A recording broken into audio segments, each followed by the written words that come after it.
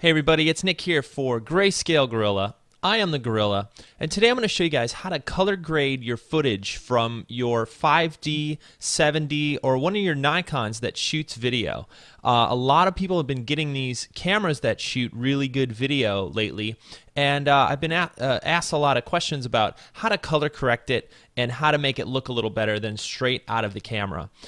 So my buddy Brock Nordstrom sent me some footage from his 5D, so I'm thankful for that. Thank you. So let's load it up. Go ahead and load your footage from one of your video cameras up in After Effects, and let's talk about ways to color correct it.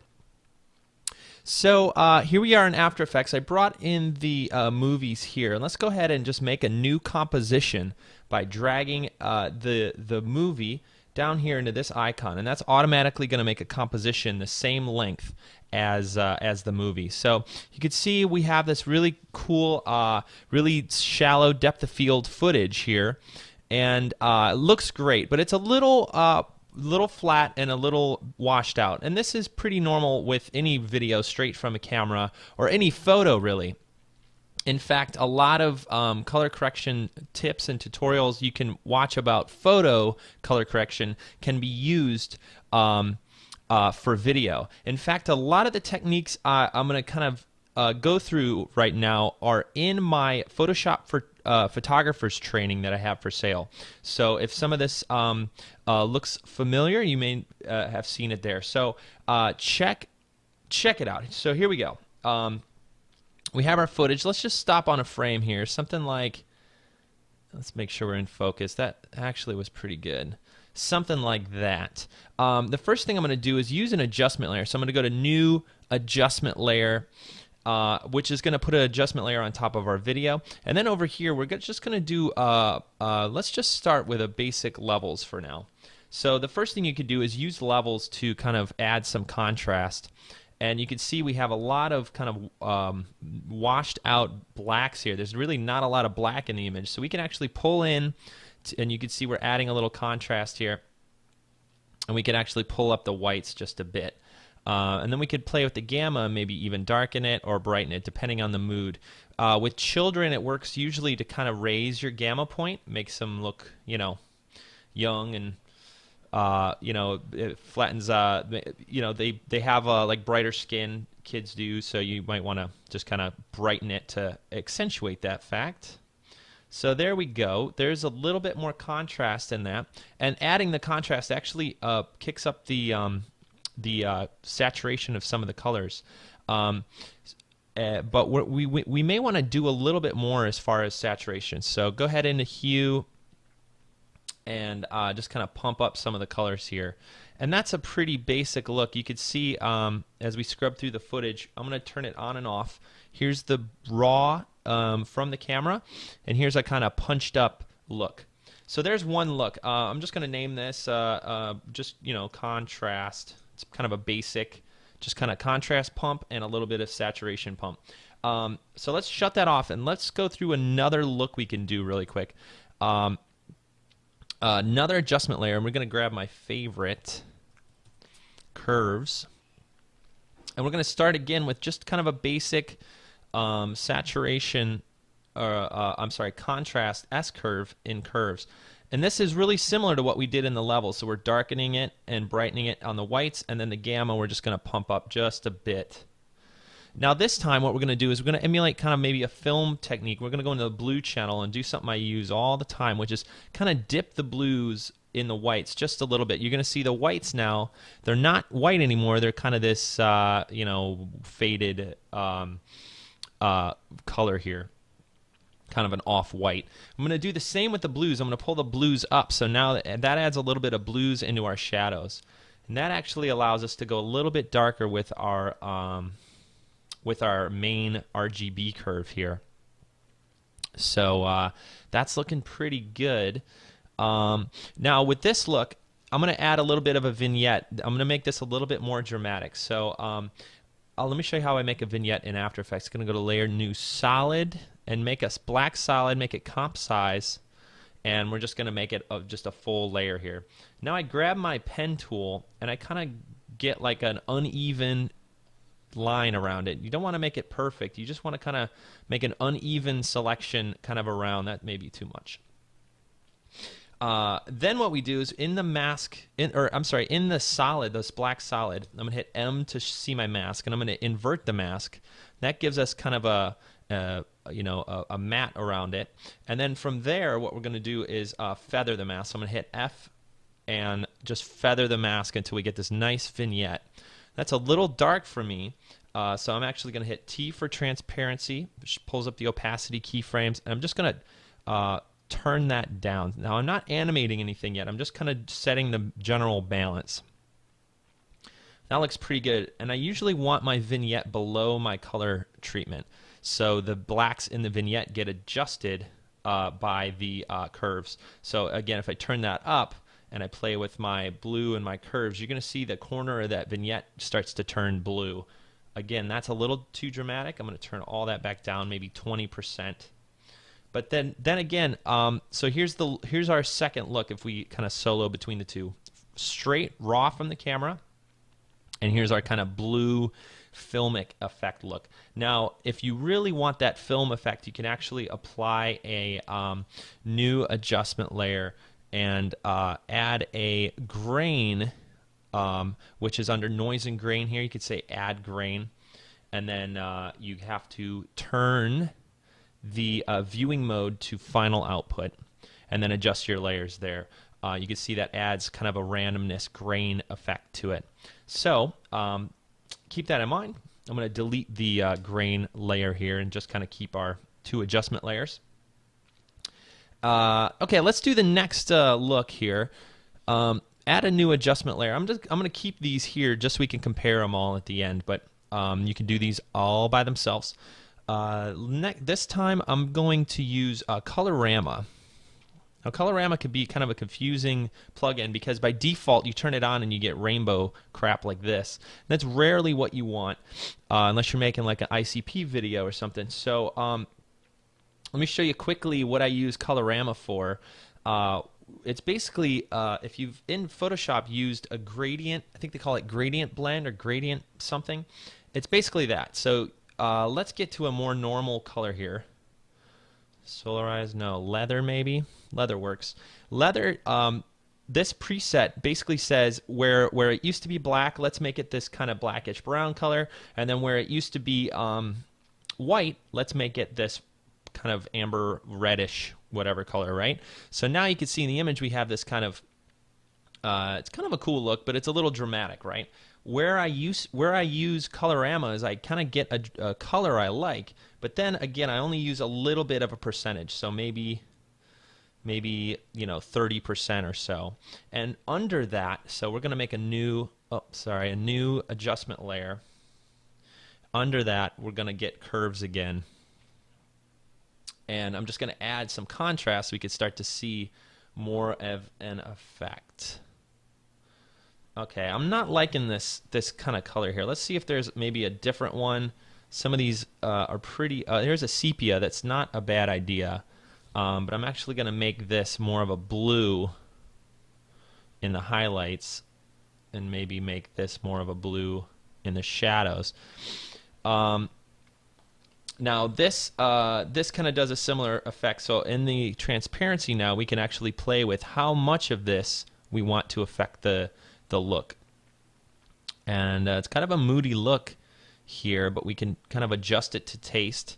Maybe let's try a different scene. That's pretty good here. It's a little dark for me. I'm just kind of on the fly going to raise the gamma just to kind of brighten things up. It's a little contrasty, so we could adjust that. That's looking pretty good to me. That's a pretty good look.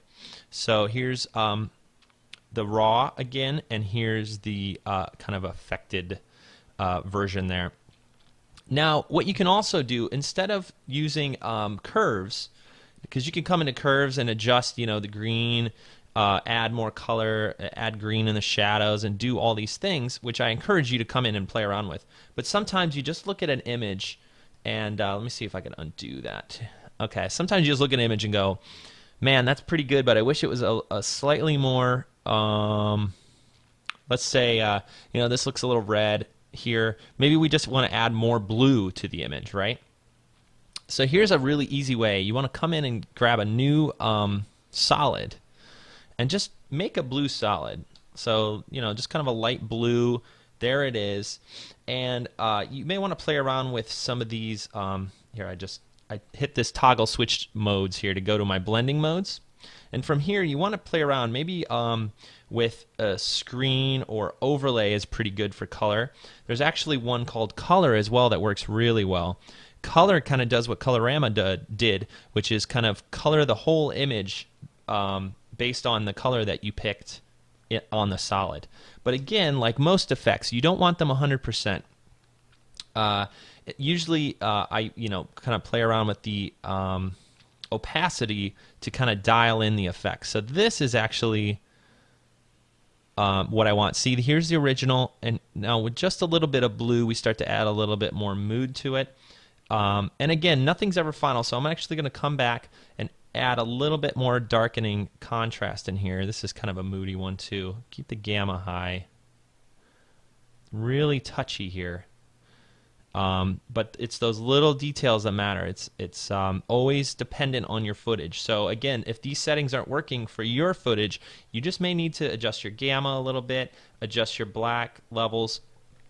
Keep in mind that, depending on how the footage is shot, it's going to look a little bit different. So this is actually a pretty cool look. It's a little affected for my taste. Maybe we pull some of the blue out and actually some of this Colorama out just a bit. And I'm going to duplicate the vignette and just add that on top, actually below everything. There we go. And that's looking pretty good. Now, let me head down and we're going to solo. Here's the original again. And there's the new kind of look. So that's looking pretty good. Okay, the last look I want to show you guys is a black and white look. So let me shut these off and start from the raw one again. And actually, let's bring in this other piece of footage here just to change it up a bit. We've got this other really nice shot of this gentleman here. For this one, we're going to do a black and white look. So let's go ahead and make a new adjustment layer. And from here, we're just going to make a hue saturation, and we're just going to turn it all the way down. Bam. And that gives us just black and white to kind of start with. We're going to make a really contrasty kind of black and white thing here. So usually, in fact, yeah, let's always keep that in mind. What I like to do is keep one adjustment layer per filter, because what that allows us to do is turn up and down each one separately. You can see it's a little harder to adjust. In fact, with the hue and saturation, you can't turn it up and down. You can just kind of turn this up and down. But the overall effect, once you have it dialed in, there's no settings to turn it up and down. So again, try to keep everything on a separate adjustment layer so you can play around a little easier. Of course, if we were really doing a project, we would want to name these, so we know what the heck everything is. Because it's kind of just a tutorial, quick thing here, I'm not going to sit and name everything. So there's our hue saturation. We're going to go to new adjustment layer, and notice, there's a keyboard command here that you could use instead. So, instead of making that, we could just, hit the keyboard command, and there it is. So on here, we're going to use curves to really dial up a really hefty curves into this image here. It's really dramatic. Now, with curves, keep in mind that you don't want to clip your blacks too much. You don't want it to kind of hit low like this, because you're going to end up really with some harsh contrast. And that means everything from here down on a histogram would be clipped to black. And you would rather want to kind of ease into black rather than just clip it. Even if you're working on a really high contrast kind of look, try to ramp your S into it instead of just doing a hard cutoff. So that's pretty contrasty right there. I'm going to err on making it a little, well, let's just make it darker. Let's just see how moody we can make this. It's a little dark. It's looking pretty good. Let me duplicate this vignette here. You've seen how we've made that. I'm going to hit the transparency and turn that up. We're really going to make a really dark image. And now the last thing I'm going to do for this black and white look is usually with really high contrast. In fact, let's even just make it a little bit too contrasty. Sometimes with really high contrast looks, you end up with a kind of a muddy image. You know, it may look pretty cool for some parts of it, but it just starts to, sometimes it's just too dark. You know, you still want it moody, but you don't want it that dark. And here's a trick I use a lot. I make a new adjustment layer and I add a levels to it. And I just pull up on the levels on this on the input and output here. Or I'm sorry, yeah, on the output black, which is this bottom slider. I'm just going to pull up. And you're going to see we still have a really contrasty image, but our blacks don't go 100% to black anymore. They kind of go to you know, an off black, I guess, more of a really dark gray. And what this does is it keeps the dramatic look. So let me turn that on and off. It keeps the dramatic look, but it just adds a little detail to those shadows. A little bit will do it, even just a 10 or 15 or so on this little slider is enough to just go from no detail to just pulling that out.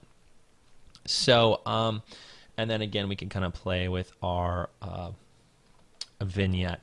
So, let me see if we could kind of go through these different looks. Here's a black and white look. Let's find a better frame here, maybe. Kid. Now let's go with the kid. He's looking good here. Let's go with that frame. Okay, let's go through the looks here. So we have this nice black. Let's start with the original. We have our original. We have a black and white one that we just made. From there, we made a kind of moody bluish one, which I think goes to which is here, and then from there we go from there down, which I think is the everything except for that one. Contrast, good. And there's our third one. That sounds right. I'm going to make these all for the blog too, so check back there. And that's it.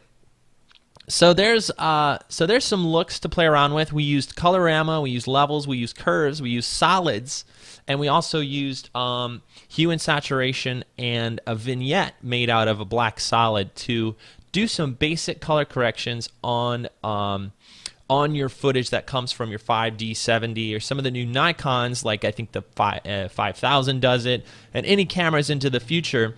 You know, a lot of people are ending up with video that weren't always used to video, and they're not sure quite how to color correct it.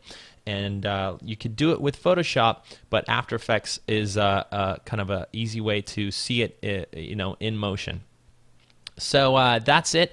Like I said at the beginning, a lot of these tricks as far as color correction are kind of explained further in my Photoshop for photographers series that I have for sale on the blog. So check that out if you're interested. Like I said, all the color correction and any Photoshop color correction tutorial will kind of translate into After Effects just a bit.